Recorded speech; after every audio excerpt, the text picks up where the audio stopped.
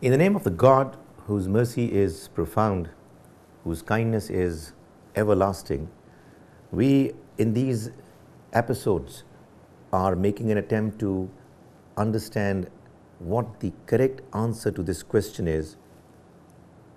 Is it Isaac or Ismail who was sacrificed as the only son offered for sacrifice by Abraham? The presentation is based on the research conducted by Mr. Abdus Sattar Ghauri, an eminent scholar of the Bible, himself being a Muslim, and he is a research fellow of the Institute of Islamic Learning by the name of Al-Morid, whose head office is in Lahore, Model Town 51K. And the institute has devoted itself to the task of doing independent research on Islam and indeed on all other religions. And it has made a firm resolve that whatever be the independent learning and understanding of the scholars who are doing the research, that research and its conclusions are going to be owned by the institute as worthy of being taken seriously. They would be published and the scholars are going to be encouraged, because it's a firm resolve of ours at the institute that it is only through independent, honest probing and research that we can reach conclusions which are reliable and which would help people at large. At the moment, we are exploring this question as to who was sacrificed or offered for sacrifice by Abraham. I am talking about the chapter which is carrying the title, "The Actual Site of Moriah is Unknown to the Scholars of the Bible." And Mr. Ghauri has presented in this chapter a number of quotations from different authorities of the Bible to come to this conclusion that although the book of Genesis chapter 22 clearly mentions that God required Abraham to sacrifice his only son at a spot called Moriah, the real identity of what locality is Moriah is not known. So that the author says that some of the quotations from the authorities on biblical literature are being given, which will show that the scholars of the Bible are at a loss to locate the actual place where Abraham had offered his son for sacrifice. W. Gunter Plott observes in the Torah, a modern commentary. He says the original name is obscure and the actual location of Moriah unknown.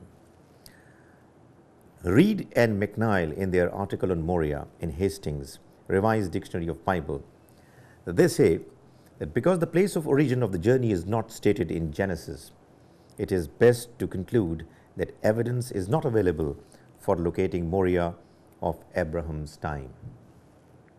New Jerusalem Bible states that the site of Moriah is unknown. It says, but the text speaks of a land of Moriah, of which the name is otherwise unattested. The site of the sacrifice is unknown. A new commentary on Holy Scripture explains the land of Moriah is an unknown locality.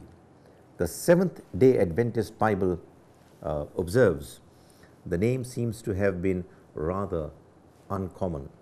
The New Oxford Annotated Bible asserts the place is unknown. It says the mountain in the land of Moriah is unknown.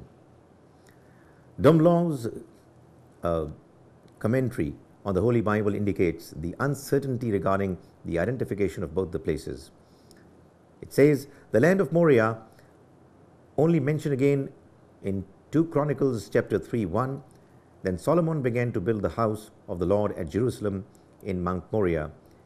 It is uncertain whether the two places are to be identified. The New Bible Commentary states that there is no ground reality to certify the exact location of this place. It says the land of Moriah.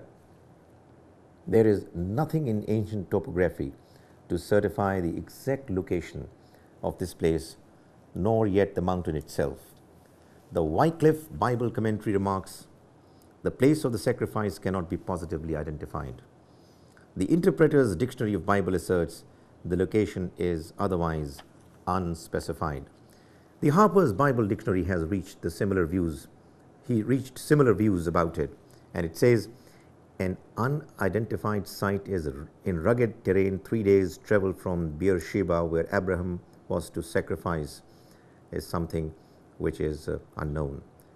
And there is a long list of quotations that the author has mentioned, and towards the end he says there is no doubt about the fact that it is not an exciting practice to quote so many authorities on a theme, but it was essential to show that it is not a rare or minority opinion.